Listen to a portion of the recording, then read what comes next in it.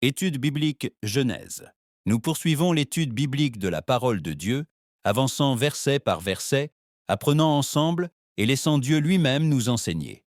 Hier, nous avons vu comment Dieu a donné un but, la liberté et des limites à l'homme.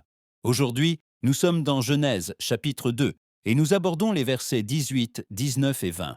Je vous invite à ouvrir vos Bibles et à lire avec attention. Le verset 18 dit « L'Éternel Dieu dit, il n'est pas bon que l'homme soit seul, je lui ferai une aide qui lui soit semblable. » Ici, la parole de Dieu nous montre pour la première fois quelque chose que Dieu déclare comme non bon. Il ne s'agit ni de péché ni de désordre, mais d'un manque de plénitude dans le dessein relationnel. Dieu voit le besoin avant que l'homme ne l'exprime. Dieu déclare ce qui manque et annonce qu'il pourvoira lui-même à ce qui est nécessaire. L'expression « aide semblable » parle de quelqu'un de correspondant, d'approprié, selon le dessein de Dieu.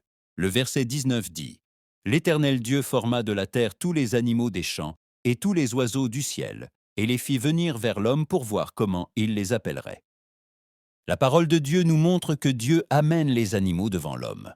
Adam les observe, les reconnaît et leur donne un nom. Par cet acte, l'homme exerce l'autorité que Dieu lui a déléguée.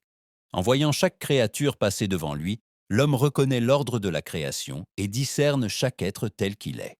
Dans ce processus, sans que Dieu l'exprime par des paroles, la réalité devient évidente. Chaque créature a son correspondant, son complément, mais lui ne l'a pas. Dieu n'impose pas la leçon, il permet à l'homme de la percevoir. Le verset 20 dit « Et l'homme donna des noms à tout le bétail, aux oiseaux du ciel et à tous les animaux des champs.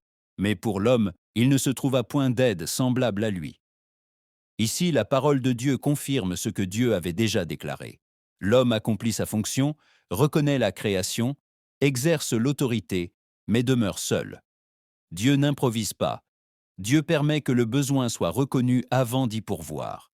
Avant de former la réponse, Dieu rend clair ce qui n'a pas encore été donné.